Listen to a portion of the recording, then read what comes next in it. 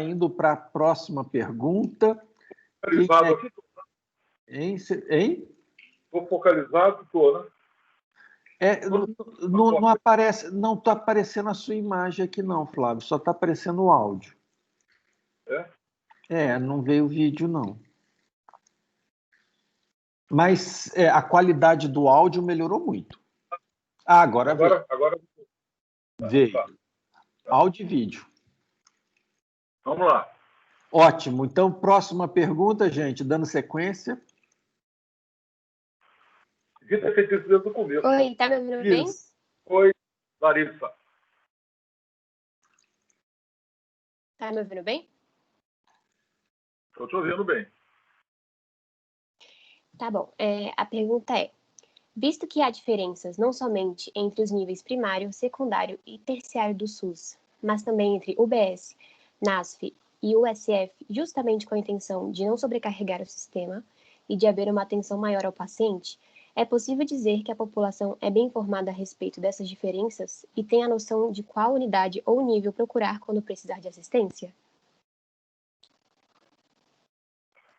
Esse, Larissa, é um dos outros dilemas, né? Eu acredito que tenha falado dele meio de passagem, mas é bom enfatizar, né? A população não está informada sobre as reais vantagens desse sistema. Aliás, até devo dizer aqui, eu participei há um ano atrás, de uma reunião do plano de saúde de empresas, né? Empresas ligadas à Confederação Nacional da Indústria, que estavam implantando a atenção primária nos vários planos lá que estavam presentes na reunião. E essa também era uma das dificuldades lá, porque os clientes estavam achando aquilo tudo muito estranho, né? Porque eles estavam acostumados a procurar diretamente o especialista ou os especialistas e achavam, muitas vezes, que era uma perda de tempo você ter que ir a um médico ou a um serviço, né, de atenção básica, e só dali é que você poderia ser encaminhado ao especialista. Esse é um dilema, porque, na verdade, esse sistema tradicional, de que você define se deve procurar um especialista ou não, ele parece muito bom quando a pessoa tem a sorte de encontrar o especialista certo, na hora certa, e não demorar muito até a sua consulta marcada, né?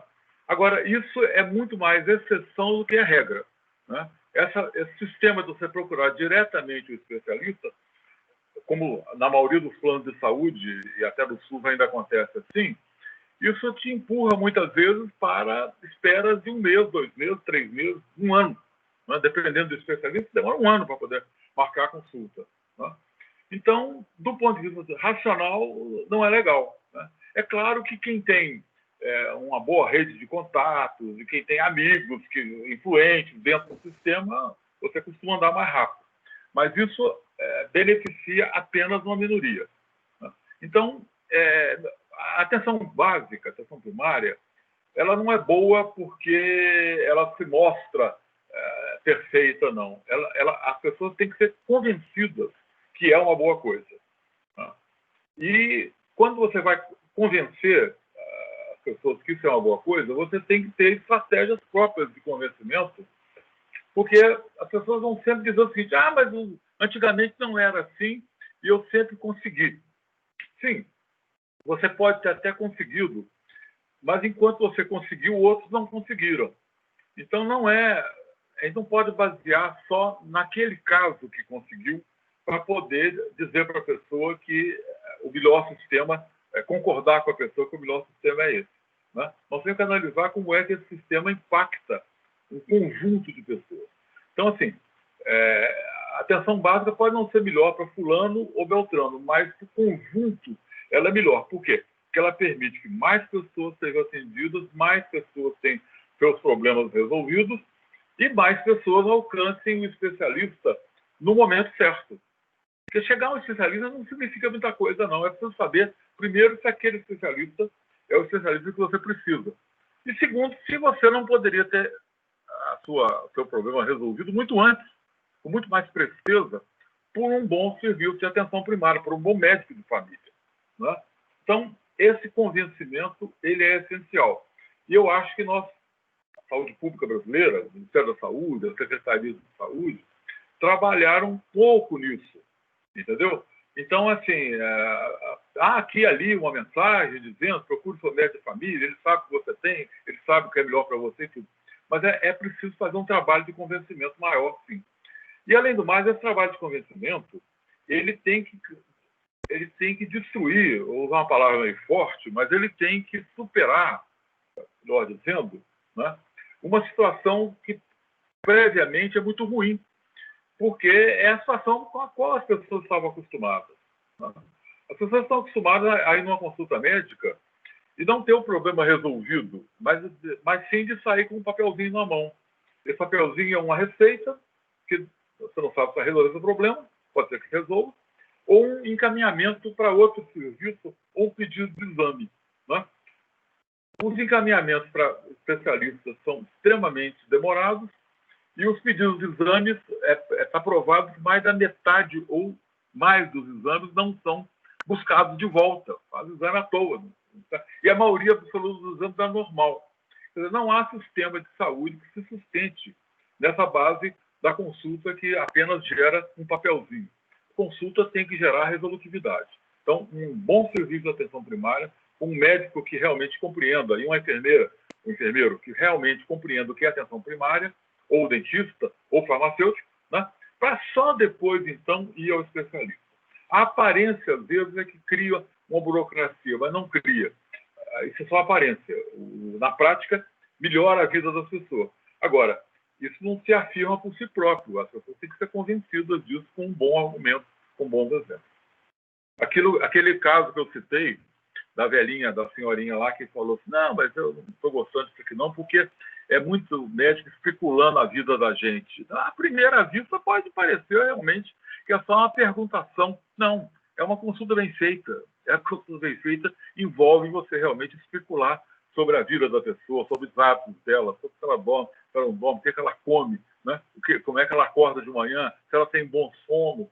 Né? Isso exige. Né? Para sair com um papelzinho na mão é fácil. Tem muitos consultórios dos serviços tradicionais do Brasil que não tem nem cadeira para o paciente se sentar, porque é chegar, dizer o que está sentindo e já sai com o papel na mão. Essa não é a atenção à saúde que a gente precisa dar para as pessoas. Flávio, além de você ter a honra de ser o nosso primeiro convidado, né, você também paga o ônus de eu não ter passado indicações. Você me desculpa, a gente está experimentando com você. Os próximos convidados, eu vou falar assim, instala o Teams antes, usa o celular, né? Porque acho que melhorou para você, porque para a gente eu acho que melhorou substancialmente. A sua imagem está nítida, o som está ótimo. Agora eu estou escutando. Muito bom, Flávio, muito bom. Vamos seguir para a próxima pergunta? Ô, Carlos, esclarece, vamos para a moçada aí, que se por acaso a pessoa não estiver satisfeita com a resposta, pergunta de novo. Então tá. Então pergunta você se está bem respondido. Vamos lá, gente. Pergunta para o dono da pergunta aí, ó. Ele que tem que falar, não tá sim, tá sim. Tá bom, obrigado.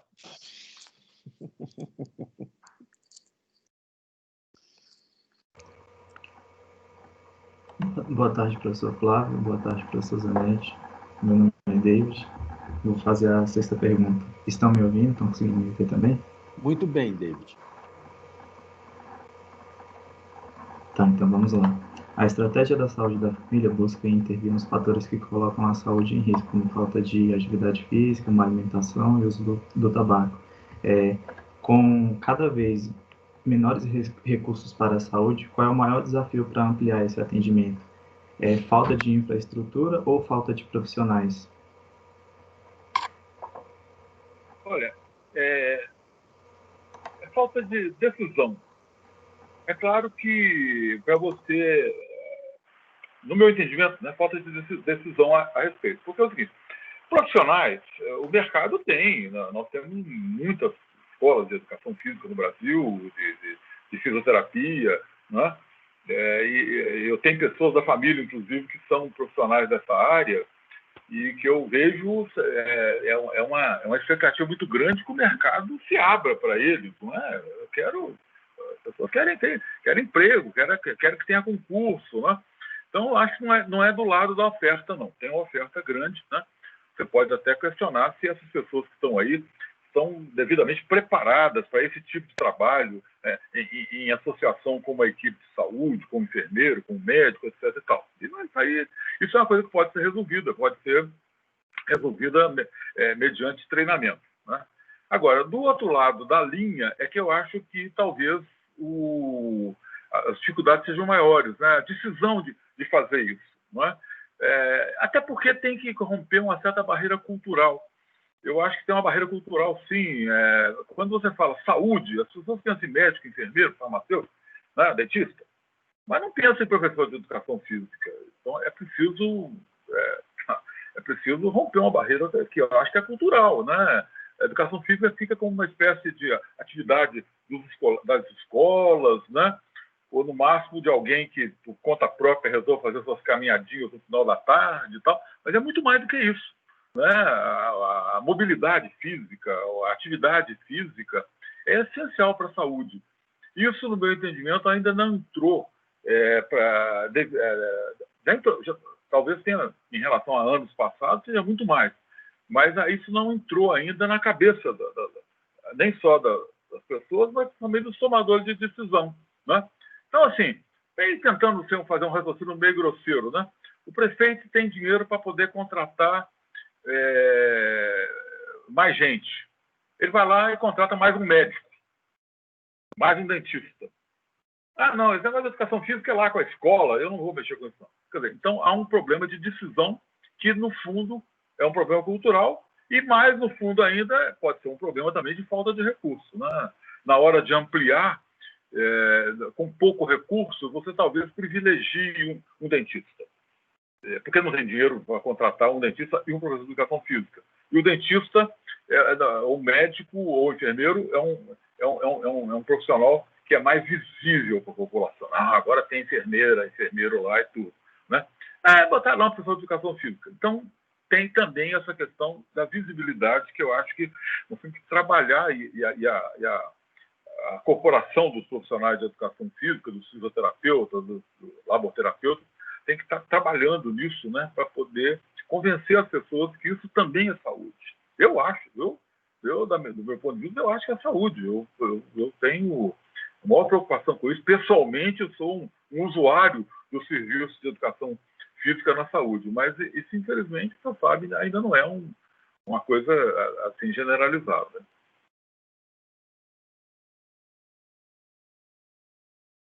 Ô Flávio, deixa eu aproveitar esses 2 minutinhos que ainda tem para fazer uma consideração. Eu dou aula também de economia da saúde, né?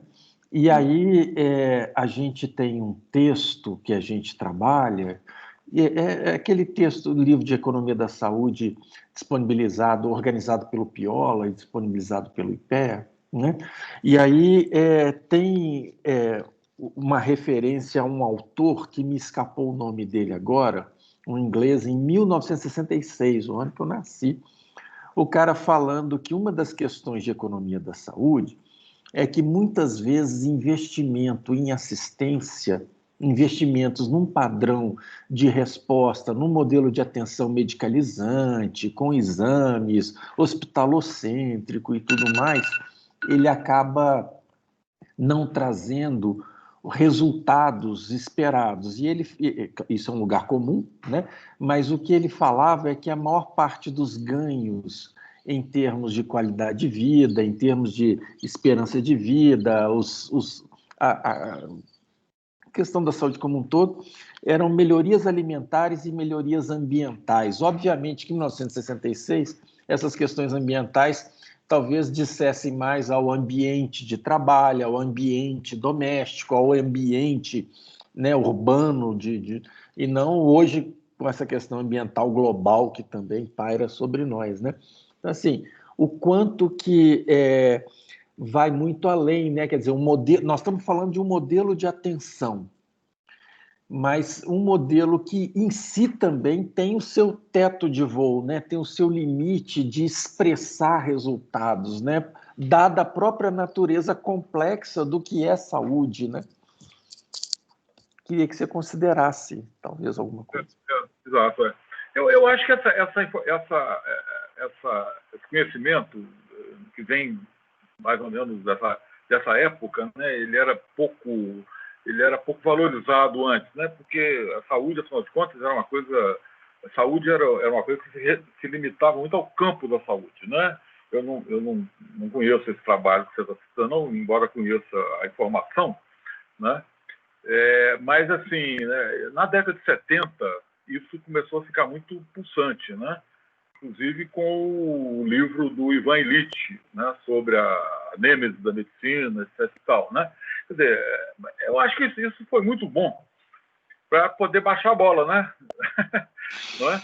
Você não achar que se você colocar médico, dentista, enfermeiro para todo lado, abrir posto para todo lado, você está resolvendo o problema. Não está. Não é?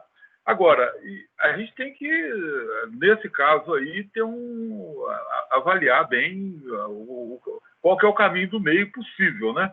Porque também sem essa assistência, você não tem resultados adequados, né? Você tem que pesar muito bem.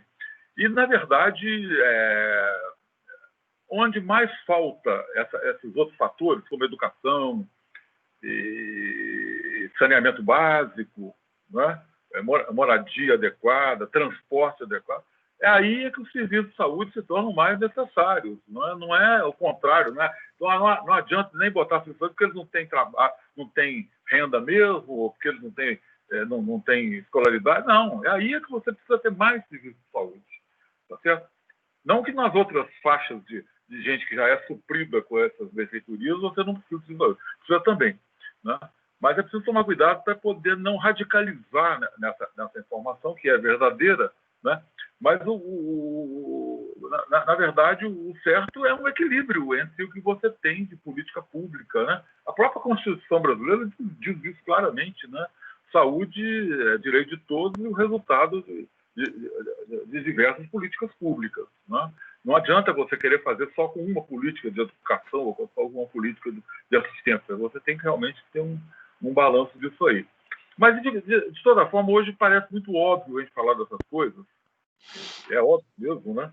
Mas quando esse autor aí, inglês, entrando na década de 60, levanta essa questão, isso foi revolucionário, porque até então se acreditava que você resolvia o problema de saúde era com vacina, com médico, com posto de saúde, etc. E tal, né? Isso deu para a medicina e para as profissões outras da saúde, eu vou dizer até uma palavra forte aqui, uma arrogância muito grande. Deixa que nós resolvemos tudo. Resolve coisa nenhuma, né? Você tem outros fatores a considerar aí. E é legal, eu peguei a referência aqui, o meu inglês, você sabe como é que é, aquela porcaria, acho que é McEnroe, alguma coisa assim, e Lowe, uma introdução à medicina social, Cambridge, 1966, né? Primeira edição. E eu lembro, Flávio, que quando a gente era colega de mestrado, eu não sei se foi um ano antes, quando eu estava na especialização, quando eu já era colega, aquela epidemia de cólera lá no Rio, você pegou ela comigo lá como aluno, não? Não, eu peguei como secretário em Uberlândia. Como secretário, então foi na especialização, né? E eu lembro... Então eu lembro assim que esse entendimento que você trouxe, a gente tem que pôr na balança, né? Porque o pacote medicalizante em si não resolve tudo. Porém, ficar sem ele, você cria um ônus muito pior ainda, quer dizer, não é não tê-lo, é ir além dele, né?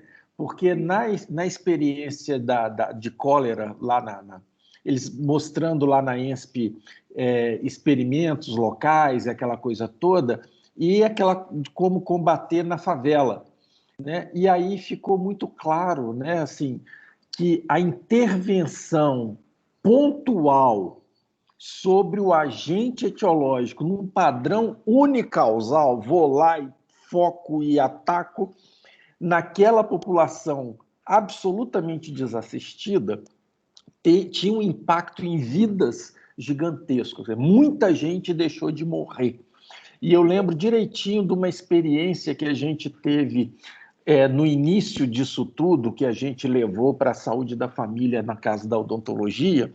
Nós fizemos um levantamento aqui no DF, né? Não, na verdade, a gente teve o primeiro levantamento aqui no DF, do SB, acho que o Vitor é que fez, né? E a gente tinha dados, e o DF também tinha dados da Secretaria de História de Cárie das pessoas. Aí nós resolvemos, primeira experiência no país, e pegar 600 famílias no Paranoá, porque no Paranoá era onde o Cristóvão estava começando a experiência do Bolsa, daquela Bolsa Família, alguma coisa assim, e ele pegou o pessoal do serviço social e classificou todas as famílias do Paranoá na época. E a gente pegou essa lista das 2.000 famílias carentes do Paranoá e pegamos as 600 mais vulneráveis. Então, nós pegamos o pior que tinha de situação social, a mais crítica. E nós fizemos um trabalho de visita quinzenal e aplicação tópica de flúor. Sabe o que a gente conseguiu? Com 3 anos de trabalho, a gente conseguiu igualar a situação do Lago Sul. E a expressão total era com 6 anos de trabalho. O CPOD projetado, a gente não teve os 6 anos de experiência por conta de conjuntura, inviabilizou o trabalho, a gente conseguiria chegar no CPO meio se a tendência de queda fosse mantida, enquanto no Lago Sul era 1,2. Ou seja, com uma estratégia absolutamente focal, absolutamente medicalizante, usando remedinho tópico, fluoretando, né? A gente conseguiu a expressão de um resultado em termos de ganho, de mudança de perfil. E nós não fizemos a revolução no Paranoá. Lá não teve mudança da estrutura educacional, não teve mudança da estrutura do saneamento. Mas o que eu quero dizer com isso? Quer dizer, não que a gente não precise melhorar as condições civilizatórias do povo brasileiro, as condições de vida, mas que uma coisa não contradiz a outra, muito pelo contrário. Né? As duas são sempre urgentes, o saneamento básico e o flúor tópico, né, no creme dental, os dois são importantes. Né? O remédio vermífugos lá e o esgotamento sanitário, ambos, coleta de lixo, né? Quer dizer, tudo é importante, porque tudo impacta no nível de vulnerabilidade das pessoas. Né? Uhum. Então, inclusive, Carlos, até trazendo essa questão até para um momento mais atual, né? Eu acho que os anos 60, 70 foram de muito questionamento. Afinal de contas, havia no mundo um processo de verdadeira revolução cultural. Né? Literal, né? Em vários, né? Não só a revolução sexual, mas do conceito de família, né? do conceito de sociedade, tudo, né? O mundo com muitas transformações. Né?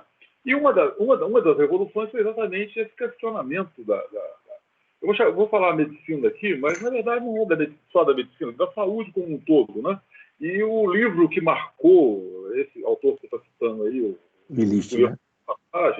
Mas foi do Illich, né? E isso suscitou no mundo todo uma discussão muito forte que teve sua qualidade, sem dúvida, que é o seguinte, olha, mas radicalizando a história e no limite, era o seguinte, a medicina não serve para nada, entendeu? Porque a medicina está atuando num campo que tem outros fatores muito mais importantes do que ela atuando. Né? E isso aí trouxe consequências que até hoje estão repercutindo. Né? De onde é que vocês acham que vem essa ideia hoje anti-vacina?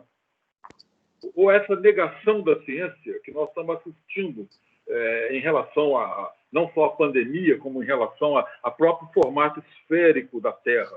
Você está entendendo?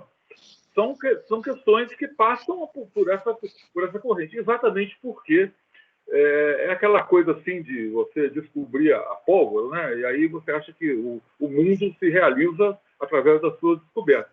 Mas o tempo mostrou que nem tanto a mar, nem tanto a terra e os vários fatores envolvidos. Nada é simples, tudo é complexo. Né? Eu acho que aí é que entra outro nosso tipo amigo, que é o Edgar Morin, né? Quer dizer, o mundo é muito mais complexo do que as pessoas muitas vezes imaginam. Né? Não adianta você querer explicar o mundo por um fenômeno só, por um processo só, etc. E tal, né? E nós chegamos hoje, por um lado, a um refinamento do nosso pensamento sobre saúde, eu acho que com certeza, mas, por outro lado, nós tivemos esse verdadeiro escape, ou esse desvio, sei lá o que é isso, né? Que produz essas aberrações do cotidiano que questionam a eficácia das vacinas. Né? Em 1768, se não me engano, já tinha um cara testando vacina com bom resultado, que é o Jenner, na Inglaterra. Né? Hoje tem gente achando que vacina não serve para nada, é para matar, etc. Tal, né? A humanidade, a marcha da humanidade é um pouco complicada mesmo, entendeu? A gente tem que entender isso dentro de uma abrangência maior de informação. Flávio, no interior dessa disciplina, a gente dá uma pequena pausa na questão de práticas de APS, né? Para fazer esse tipo de consideração é importante, por quê? Né? Porque não basta você negar um reducionismo a partir de outro reducionismo.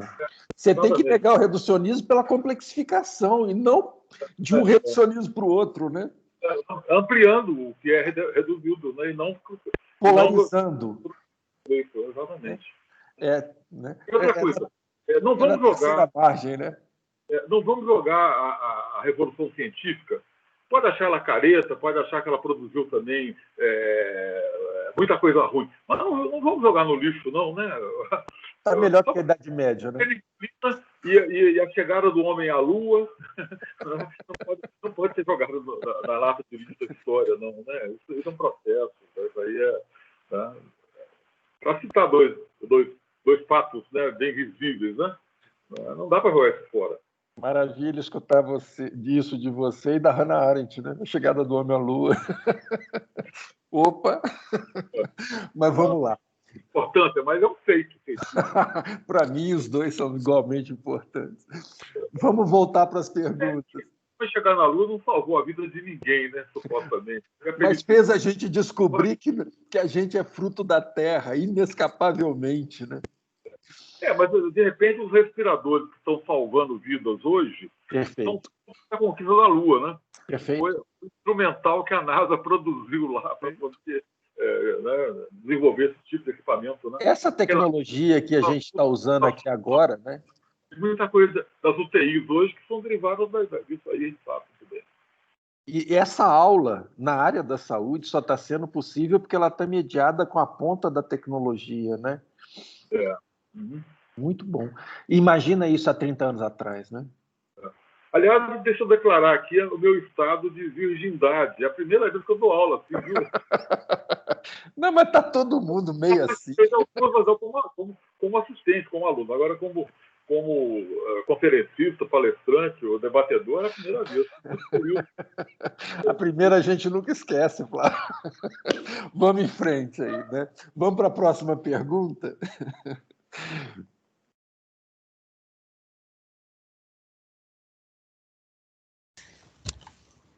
Oi, boa tarde. Boa tarde. Peraí, só um momento. Eu vou fazer a pergunta número 7. Larissa. Samara. Quais são os profissionais que constituem uma equipe de estratégia de saúde da família e como é a atuação da ESB, equipe de saúde bucal, dentro da ESB? Tá. A parte de saúde bucal eu vou deixar para o Carlos respondendo no meu lugar, porque eu nem estou muito atualizado, não. Mas é o seguinte, a saúde da família no Brasil, não existe uma equipe universal de saúde da família, não, tá bom? Vamos combinar, né? Tem um modelo brasileiro chamado saúde da família, e tem um modelo inglês, e tem um modelo cubano, e tem um modelo português, e tem um modelo dos planos de saúde, etc. No Brasil, a equipe de saúde da família é composta por médico, enfermeiro, técnico de enfermagem, a equipe de saúde da família, não da saúde bucal da família. Médico, 1, enfermeiro, 1, técnico de enfermagem e agente comunitário de saúde.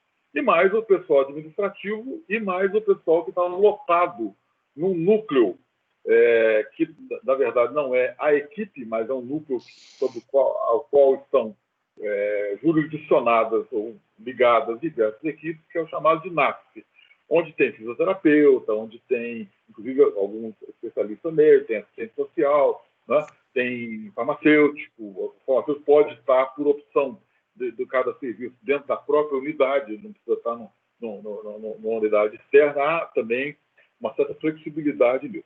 Então, essa é a equipe, tá certo? Um enfermeiro, um médico, 2 técnicos de enfermagem e 6 agentes comunitários de saúde, se estiver precisando de alguém aqui. Tá? Agora, isso aí não diz nada se você não disser para quantas pessoas que essa equipe está voltada. Tá? Então, aí, como se dizia antigamente, é que a porca torce o rabo, porque, infelizmente, em muitos lugares, por razão de contenção de recursos ou por questão de decisão local, você coloca mais do que as 4.000, 4.500 pessoas que normalmente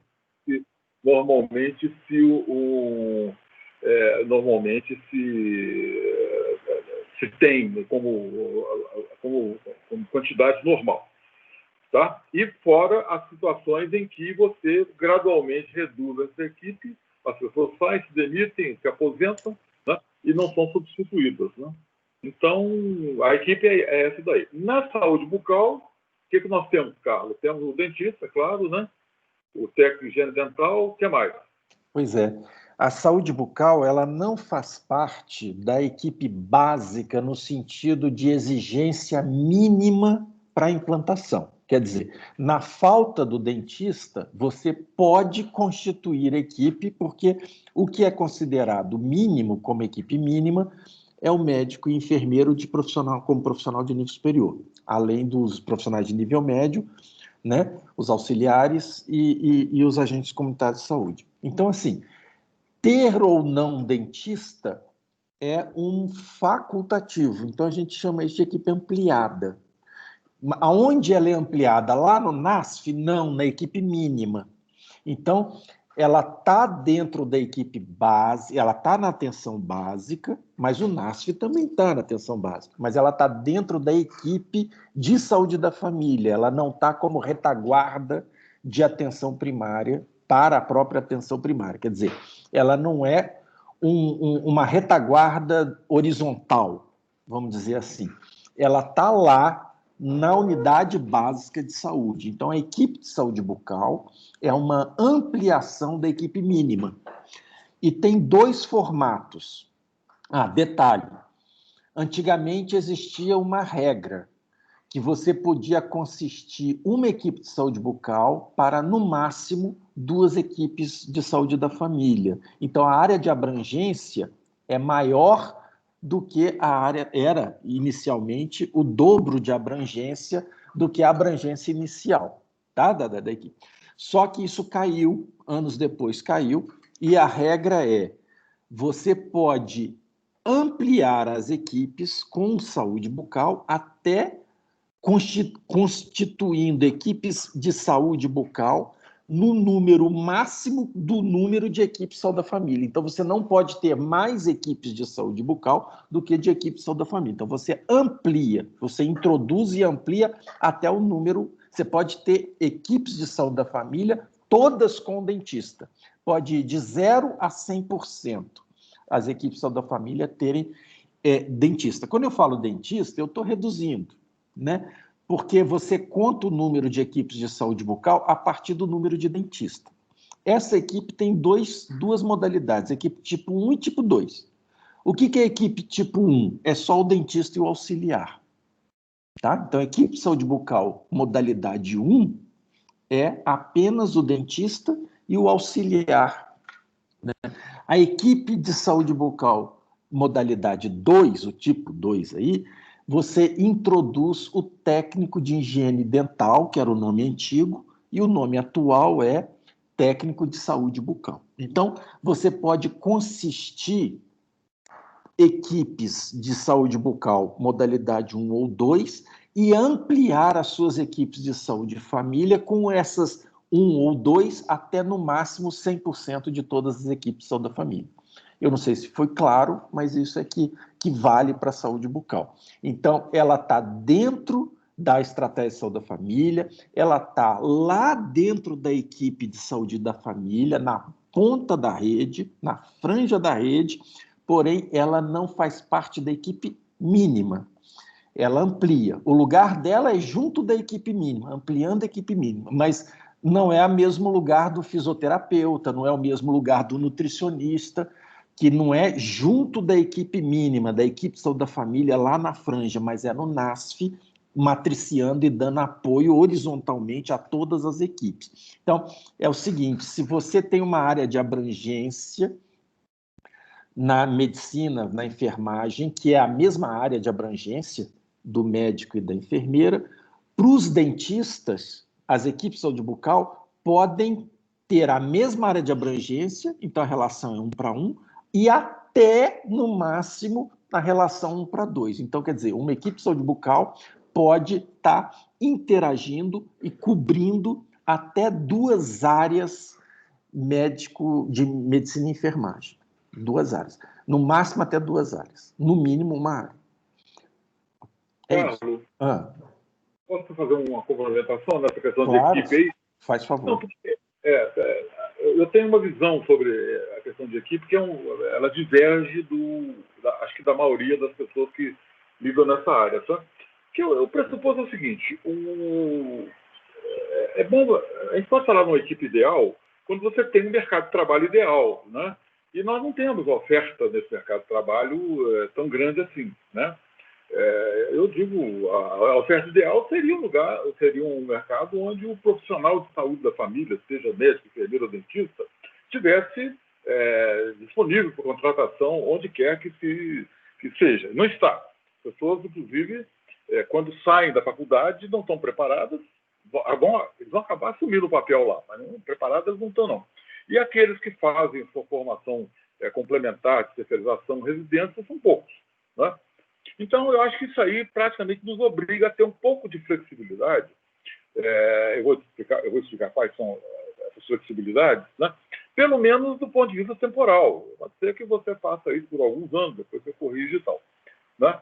Mas, veja bem, eu acho que a gente vê, nesse momento de transição, que a estratégia ainda está se firmando, ela já tem mais de 20 anos, na verdade, mas nós, em algumas coisas, na questão da oferta profissional, nós caminhamos pouco, né? Então, para essa finalidade, é importante dizer o seguinte, como é que eu posso executar os princípios filosóficos da saúde da família? Quais são os princípios filosóficos? É a longitudinalidade, a territorialidade, é a responsabilidade, é a visita domiciliar, etc. Aquele conjunto que eu citei de início aqui, né? A coordenação do encaminhamento, é ser a porta de entrada.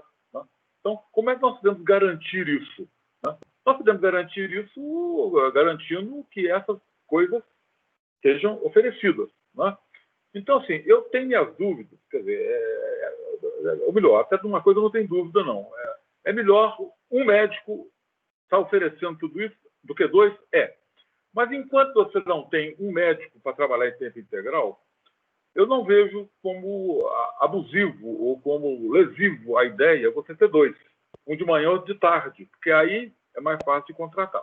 É caráter temporário. Mesma coisa para a enfermagem ou para o dentista. Né? Mas não, a regra é rígida. Agora houve alguma mudança e, inclusive, os defensores mais intransigentes ficaram revoltados, porque o governo está querendo destruir a saúde da família. Acho que está querendo destruir um monte de coisa, não é só a saúde da família, não. Mas esse, para mim, não é um problema mais grave, né? Você pode ter, é o que eu falo, flexibilizar sem perder a compostura. É uma expressão que eu gosto de utilizar. Você pode ter alguma variação da formação da equipe, por exemplo, em vez de ter um médico e 2 médicos, né? Como aqui no DF fez, eu acho que foi muito condenado, muito criticado na época, no governo passado, quando os pediatras foram convertidos.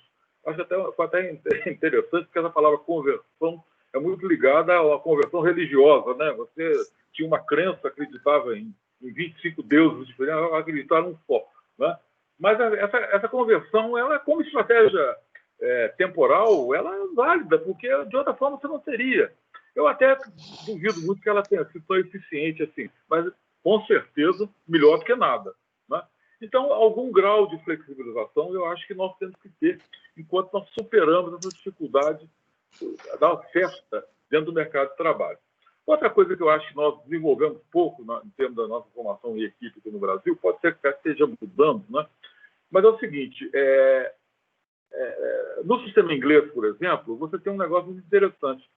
Os médicos de família, eu acredito que os outros profissionais de família também, eles têm a oportunidade de um dia, uma tarde na semana, não sei exatamente que tempo, eles acompanharem os pacientes dele ao consultório do especialista. Vai uma vez, vai duas vezes, da terceira vez eu garanto que aquele paciente, muitos pacientes já poderão ser tratados na própria atenção primária, né? Porque eu sempre me lembro de uma coisa que tinha nas minhas aulas de química, lá no pré-vestibular, que o elétron salta de orbital e não volta mais, né? O nosso sistema de saúde, os pacientes saltam e não voltam mais. Mas você tem que voltar, entendeu? O hipertenso tem que ser tratado na atenção primária e não pelo cardiologista. O diabetes tem que ser tratado na atenção primária e não pelo endocrinologista. O endocrinologista está ali exatamente para poder tratar dos casos mais complexos e treinar os generalistas. Estou citando muitos exemplos da medicina, porque, afinal de contas, é a área na qual eu me formei, né? Mas isso vale para as outras áreas também. Na enfermagem, então, nem se fala, né? As pessoas serem treinadas dentro do próprio serviço, né? Ao invés de transformar o especialista numa orbital superior para onde você manda as partículas e as partículas não voltam, né? E o NASF, para mim, tinha que cumprir esse papel. É um lugar de aprendizado para os próprios médicos, ou dentistas, ou enfermeiros, né, tratarem, lidarem com problemas de complexidade maior. Para ali estariam os outros especialistas. Não para poder ficarem apenas dando aulas de vez em quando, ou funcionando assim como uma espécie de profissionais especializados e acabam formando um outro núcleo de especialidade para qual é difícil marcar consulta, etc. Esse é um desafio muito grande, né? É o paciente voltar à origem, né? E a maioria dos pacientes tem como voltar à origem, né? Hoje, o grande problema da saúde são as doenças crônicas degenerativas, a própria cárie é uma doença crônica degenerativa, né? E a maioria absoluta das doenças crônicas degenerativas, na maioria de suas situações possíveis, elas não são de altíssima complexidade, pelo contrário, elas dependem muito mais de um acompanhamento do que de tratamentos vigorosos, de tratamentos heróicos, né? O hipertenso tem que ser tratado no dia a dia, né? O dia que ele tiver um acidente cerebral, aí sim. Mas é possível, com o tratamento do dia a dia, que ele não tenha o tal do acidente. Então, ele não vai precisar de um especialista, né? Isso ainda tem que ser incorporado na cultura do sistema de saúde, né? Que é essa questão assim, não, esse é um caso para o especialista. E lá ele fica. Não é, né? Os casos vão ao especialista, de preferência acompanhados do próprio profissional que o encaminhou, né, e voltam para continuar o seu tratamento, porque a maioria das situações aceita essa condição, você volta. Então, é ali que as coisas têm que acontecer. Flávio, eu queria fazer duas considerações, porque a sua fala permite, né, essa questão de como é que a atenção primária e todo o Sistema Único de Saúde, ao longo dessas décadas, eu lembro de uma frase que você citava e escreveu, né, que é um sistema esculpido a golpes de portaria, né? Então, é portaria com T, cuidado para não trocar a letra aí. Então, pois é, porque da mesma forma que você fala da relação do Ministério da Saúde ao utilizar instrumentos verticais que enrijecem e que definem o sistema de uma forma hierárquica, porque eu estou mandando, porque se não for assim eu não pago, a mesma forma é a relação, porque é um todo, a gente reproduz as nossas relações em todos os níveis. O matriciamento que é feito do NASF para com o profissional da atenção, da equipe da família, né? ou a relação da atenção secundária do especialista também acaba sendo vertical. E a chance de você fazer circular e numa relação de mão dupla, isso é sempre muito mais rico porque ela tem a natureza dialógica, né? Quer dizer, se você dialoga, você traz inteligência de baixo para cima, cobrando inteligência de cima para baixo, você aumenta a inteligência do sistema, capacidade de solucionar problemas, né? E o que eu queria estar considerando, Flávio, é o seguinte, né? Eu acho que tem algo muito fora de moda atualmente nesses ataques conservadores ao Estado, ao papel do Estado, né? Que vem numa desconstrução desde os anos 80 e agora, de novo, uma segunda onda conservadora batendo muito pesado, que é o lugar do planejamento no Estado, né? Porque uma coisa é você...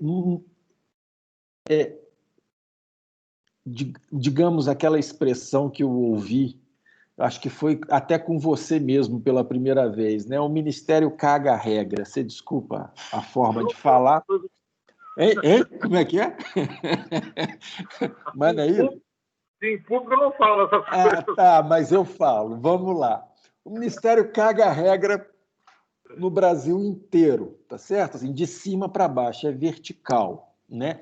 O que tem as suas consequências, né? E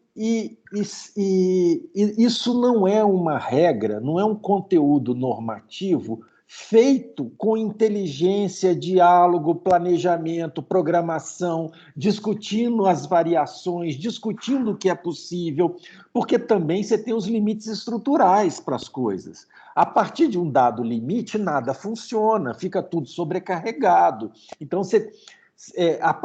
dentro de um dado limite também, você gera muita ociosidade. Então, assim, existe condições de trabalhar o planejamento e a programação para ter aquela janela. Dentro dessa janela, você tem as variações. Acima disso, é estruturalmente inviável, abaixo disso é morcegação, é perda de recurso, é jogar dinheiro fora. Quer dizer, parece que o planejamento como um locus de exercício da razão, e em particular da razão de Estado, é uma coisa que foi jogada às traças, né? Como é que nós temos capacidade de planejar, nós temos capacidade de discutir, nós temos capacidade de pactuar, nós temos capacidade de falar que pode ser isso, isso, isso, isso dentro desse limite.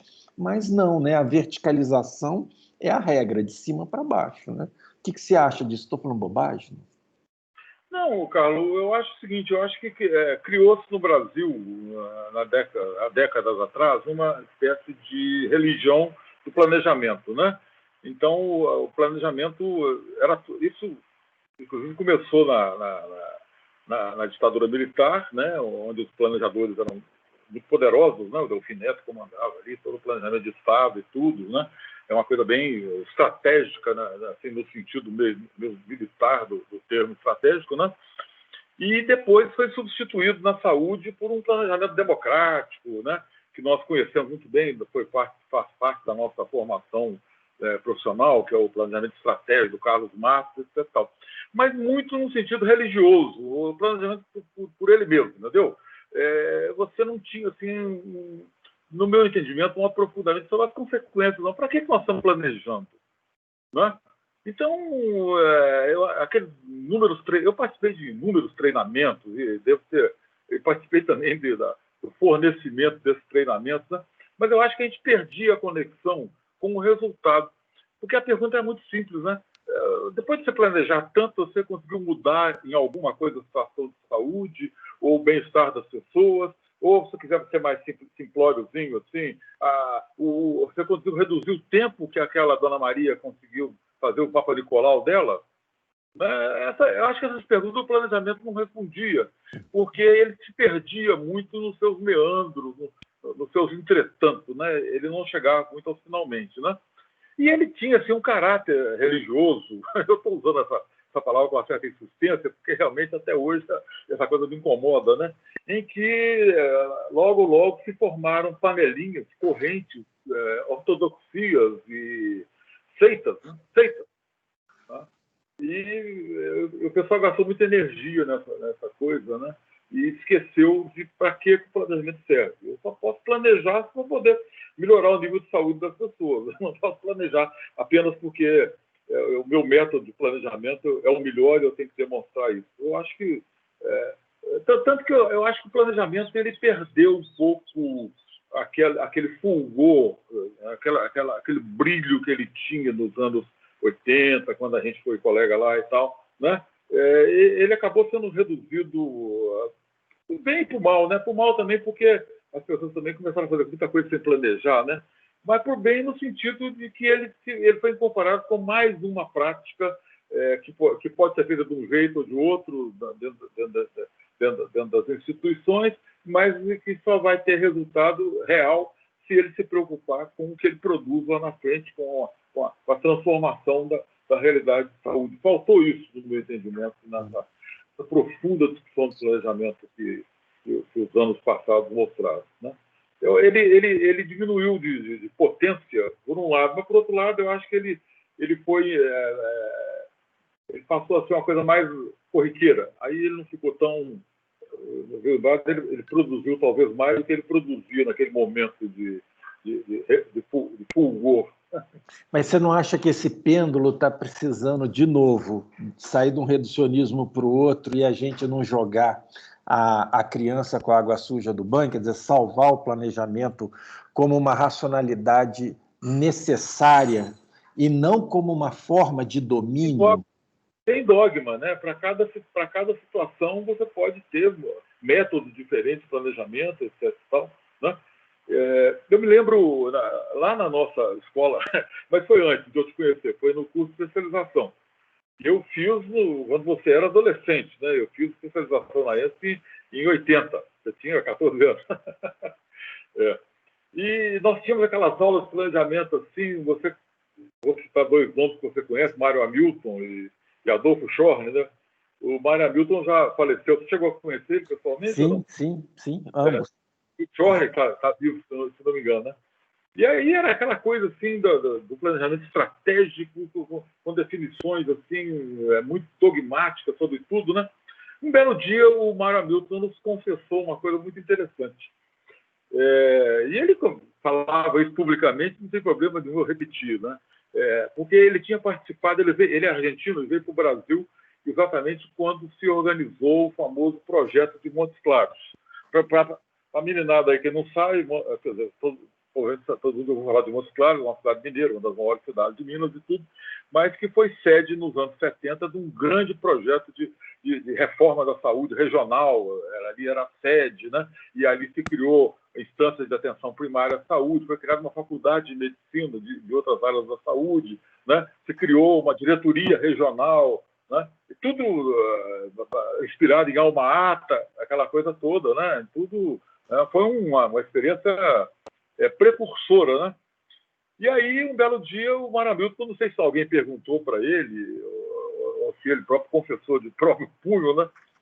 Ele falou assim, você sabe como é que é, aquele jeitão argentino dele, né? E você sabe como é que a gente chegou a fazer o desenho final daquele sistema todo? Não, como é que foi? Foi nos guardanapos, uma mesa de bar, tomando cerveja. Aquela conversa toda, a hora que se juntou... A condição humana se impõe, né? O negócio saiu do guardanapo de papel, né? Não que eu acho que o planejamento deve ser sempre assim, mas isso também tem valor no planejamento. Claro. Você ter a intenção de planejar, juntar as pessoas certas na hora certa e produzir um delineamento que depois pode ser acompanhado e mudado com o correr do tempo. Isso aí, inclusive, é estratégia. Capaz de gerar sentido, né, Flávio? Sentido de ação, né? Capaz de alinhar as pessoas, né? E aí é o seguinte, todo aquele formalismo, eu acho que ele acabou sufocando um pouco o que eu chamaria assim do planejamento raiz. O espírito da coisa, né? O espírito de planejar, de antever o que pode ser no futuro. A tecnicalidade dura aqui, entendeu? E uma das histórias que o Mar Hamilton nos contava, até fica aqui essa homenagem ao Mar Hamilton, que é uma grande figura, né? Era que é o seguinte, era uma famosa história atribuída ao Mané Garrincha.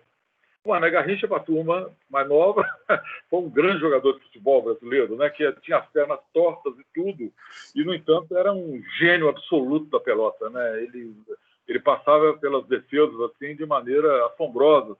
Ninguém entendia como é que ele conseguia, ia lá e marcava o gol, né? E dizem que ele estava numa sessão de planejamento, né? Lá ali naquela preleção do técnico com os jogadores antes da partida e tal, né? Era contra a Rússia, né? Contra a Rússia. E o gol ia... O Carlos conhece essa história, mas talvez a turma aí não conheça. Né? Não, que imagina. O ia ser contra uma equipe duríssima, que não era nem Rússia, era a União Soviética, né? Ah, tá. Mas eles eram chamados de russos, né? Eram russos, né? E aí o técnico, olha, fulano, aí o Garrincha corre pela direita, ele era ponta direita, né? E o Didi vem pelo centro e o Garrincha cruza, o Didi deixa passar para o Zagallo parar lá na ponta, né? E armava a jogada toda ali na cabeça, né? Aí o Garrincha levantou o dedo. O técnico era o Feola. Seu Feola, o senhor já combinou isso com os russos?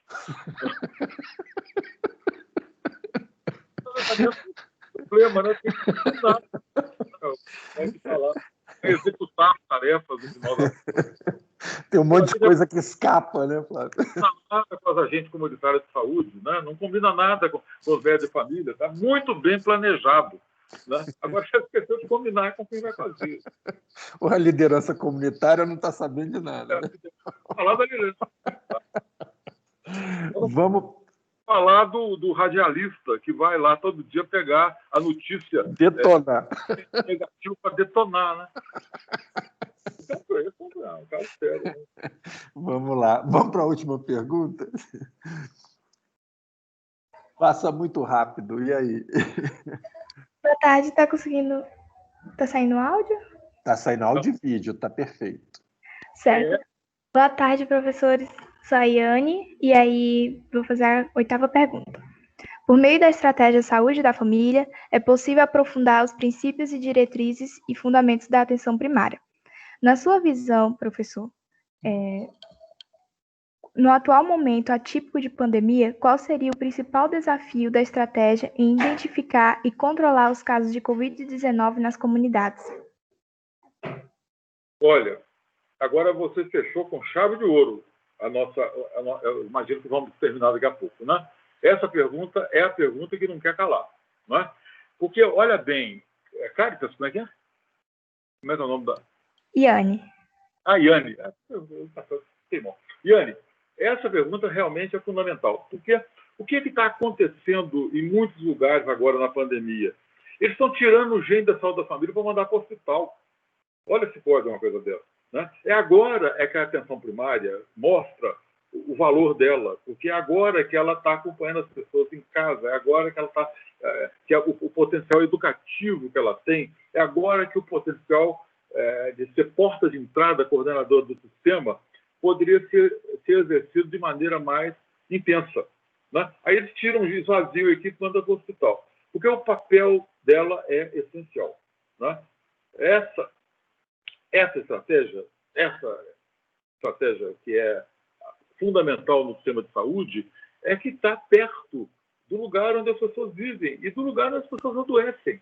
Tá certo? Ninguém adoece no hospital, pode acontecer, mas as pessoas adoecem na rua, em casa, né? É no dia a dia. É ali que a possibilidade de diagnóstico precoce são maiores. E não é só isso, não. É ali que a possibilidade educativa, né? Ou seja, do uso da máscara, seja de colher a secreção nasal ou fazer o teste sorológico e tudo, é mais fácil de ser realizada. Né? É ali que o bloqueio pode ser olhado e acompanhado mais de perto. E, no entanto, o que está acontecendo é que a estratégia de saúde da família no Brasil já vinha sendo esvaziada e, em muitos lugares, se cometeu, ou está se cometendo ainda, o equívoco de ainda dar uma reduzida nisso aí para poder reforçar o hospital. Não é que não preciso reforçar o hospital, é preciso. Vai reforçar o hospital com gente do concurso passado que não foi chamado até hoje.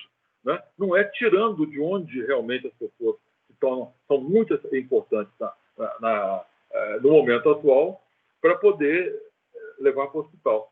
E eu acho até que, como toda crise, é uma crise, né? Nós estamos vivendo uma crise na saúde, uma crise sanitária pela pandemia, né? Mas pode ser também um momento da gente encontrar a famosa janela de oportunidades. Aí virou um lugar comum, né? Mas, assim, seria um bom momento, embora não seja tão simples, né? Da atenção básica mostrar que ela veio. Né? Quem sabe você demonstrar, como já tem sido demonstrado, eu até não tenho aqui nenhum trabalho para citar de cabeça, não, mas eu sei que você demonstrar, nos lugares onde a atenção básica está mais bem estruturada, são os lugares onde os indicadores estão melhores. Entendeu? As pessoas são diagnosticadas mais precocemente, o uso da máscara é mais frequente e está morrendo menos gente. Não é? Quer dizer, é uma oportunidade até mesmo dela se afirmar. Mas, infelizmente, estamos remando contra a maré. Ela seria essencial se a decisão política fosse séria, não é? Se ela não enfrentasse tantas dificuldades materiais e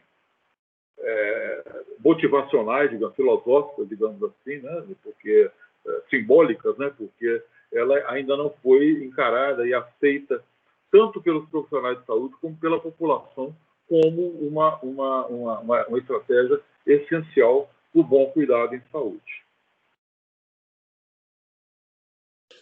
Obrigada, professor. Obrigado. Flávio, que coisa boa poder chegar com uma última pergunta colocada em cima da Covid, né? Mas uma situação completamente concreta, tangível e um desafio enorme num país que não responde igual à Alemanha, que não responde igual à Inglaterra, né? E mesmo assim, sem querer, né, acreditar que a gente está pior ou melhor em algum sentido, bastou liberar que as pessoas saíssem em Paris e os cafés lotaram, né? Assim, as pessoas sem máscara, sem nada, e a Europa agora vivendo uma segunda onda. Quer dizer, o quanto que a questão cultural é fundamental para a saúde, né? Assim, o quanto que o sistema de saúde, o profissional de saúde tem uma necessidade de não só ter a sua formação, mas ultrapassar o seu lugar técnico e ter uma presença cultural efetiva e transformadora, né? Trabalhar no âmbito da cultura e não contra a cultura, né? E nesse sentido, Flávio, eu queria me permitir voltar à sua fala anterior, que eu achei muito provocativa, né, em vários aspectos, quando a gente está falando aqui de atenção primária, né, que existe o desenho, você não gosta dessas palavras, eu sei disso, mas existe um desenho, existe uma arquitetura, existe uma engenharia, existe uma concepção e uma edificação da atenção primária, de um sistema de saúde, e uma coisa é o que é proposto, uma coisa é o que é formalizado, uma coisa é o que é instituído jurídico, politicamente. A outra coisa é a apropriação cultural que se faz dessa estrutura. A outra coisa é a forma com que você coloca carne e osso e dá um recheio de vida e anima essa edificação. Como é que esse edifício funciona? Como é que você ocupa? Você pode ter a melhor casa do mundo, se você usa como ponto de referência para a organização do tráfico na comunidade, aquela casa vira um bunker e deixa de ser um espaço de vida e passa a ser um espaço de destruição. Quer dizer, essa coisa da gente se esforçar para construir um sistema de saúde, para edificar uma atenção primária, edificar um sistema de saúde, né? Ela bate de frente o tempo todo com a nossa cultura de Estado, com a nossa cultura de servidor público, com a nossa cultura de planejamento, com a nossa cultura de exercício profissional, né? Com a cultura dos gestores, com a cultura dos eleitos, né? Com a cultura da população. Quer dizer, uma coisa é você saber que você está no alto da melhor tecnologia possível para dar resposta.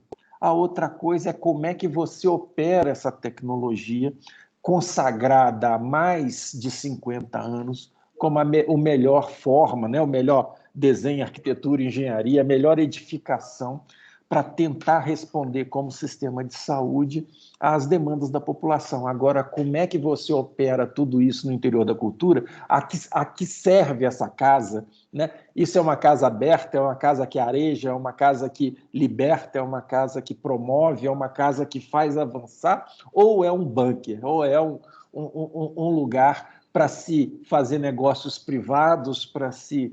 Né? Então, esse sentido que eu queria trazer. E só para concluir, o sistema de saúde talvez seja infinitamente mais complexo que o sistema judiciário. E quando a gente entra no sistema judiciário, se você não tem uma formação de advogado, você precisa constituir um.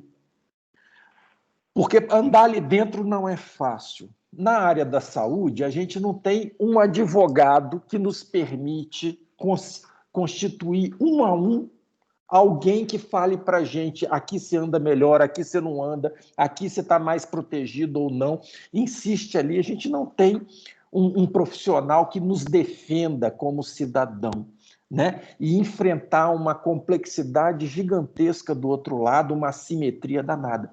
A atenção primária, o profissional da atenção primária, se bem constituída, sem sobrecarga, não só ele pode conversar com o especialista, não só ele pode conversar com o NASF, não só ele, mas ele pode também fazer essa defesa individual das vidas e das almas que estão ali comunitariamente reunidas, né, sob sua responsabilidade. Quer dizer, ele poderia, sem sobrecarga, obviamente, com 5.000 pessoas nas costas, ele não dá conta de fazer sequer a urgência e emergência que cabe ali na porta de entrada da unidade básica. Mas dimensionado, quer dizer, essa pessoa poderia estar sendo aquele advogado do cidadão num sistema que é uma loucura e que está pronto para te dar uma rasteira lá na frente se você não souber circular direito, né? E negar seus direitos, e negar... Para que serve um advogado? Né? Para defender seus direitos? Não é isso?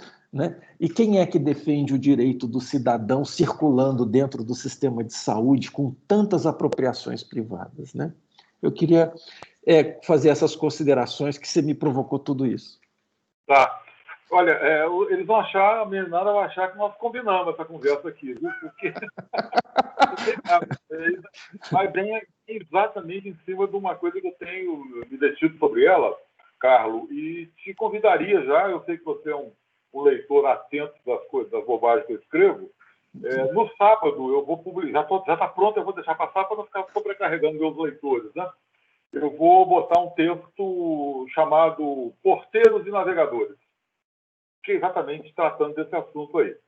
Porque os planos de saúde já descobriram essa figura. E botaram até um nome que eu acho cafona, concierge. Né? E esse nome de porteiro é uma coisa meio subalterna e tal. E é mais do que um porteiro. Eu acho que ele tem muito esse papel de fazer uma advocacia. Né? A gente usa a palavra advocacia muito como sinônimo do profissional do direito, né? Mas a palavra tem um alcance, digamos, sociológico maior. Né? Então, eu vou te pedir, não só para me ler no sábado, vai esperar sábado, porque ainda estou dando uns retoques. E como eu vou te passar para os nossos alunos aí, que eu teria muito prazer que esse texto fosse divulgado.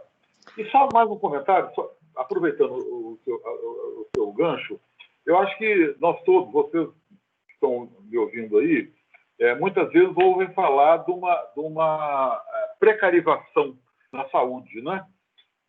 Que existe, mas ela é muito a palavra é muito utilizada para tratar das relações de trabalho precárias, né? São as pessoas que não têm direito à carteira assinada, portanto não têm direito a férias, a auxílio de natalidade, gravidez, etc. Um trabalho precário. Pode ser demitido de uma hora para outra. Isso existe e é muito frequente. Mas eu acho que a gente tem que começar a analisar uma outra precariedade, que é a precariedade que muitos que trabalham dentro do serviço público tratam o que fazem. Né?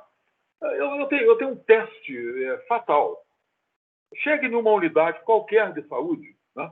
Depois de passar por aquela porta onde tem a placa dizendo que é crime maltratar o salário público, né? E pergunte para as pessoas onde é que elas levam o pai, a mãe, o marido, a mulher quando adoecem. A pergunta é assim, é aqui? Ah, não, aqui eu não quero. Então, o que você faz só serve para os outros, né? Porque sua família mesmo você não traz aqui, não. Né? Então, assim, eu acho que nós vamos ter um sistema de saúde honesto e decente o dia que as pessoas trouxerem a sua própria família para tratar ali onde eles trabalham.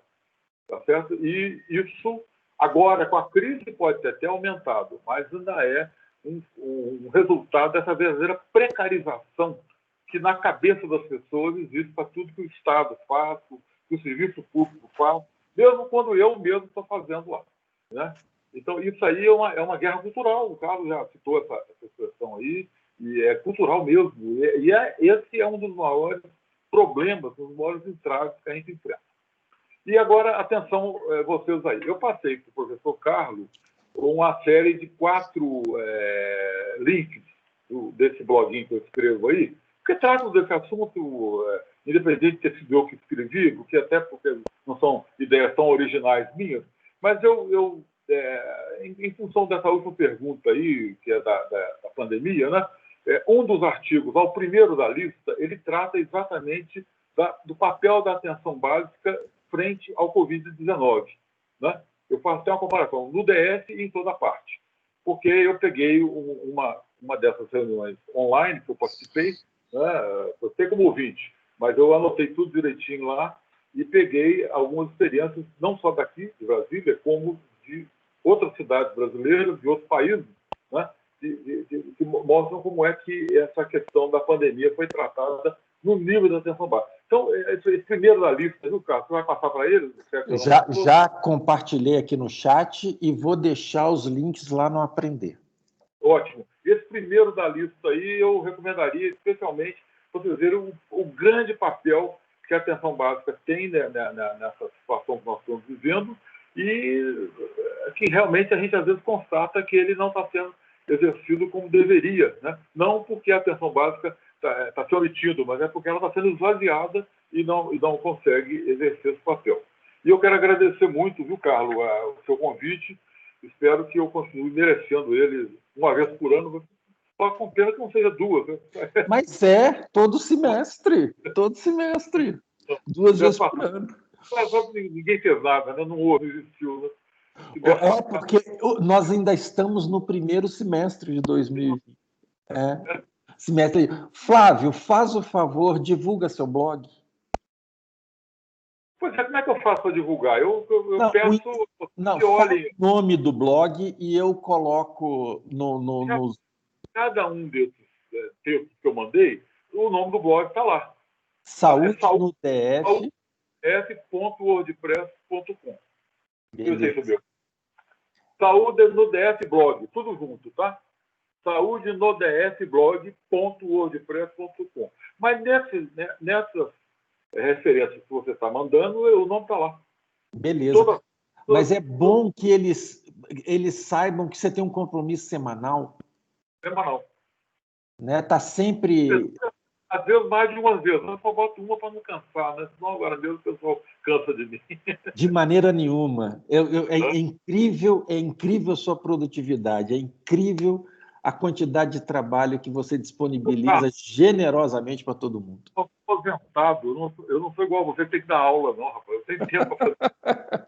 Mas quem dera se todo aposentado fosse assim.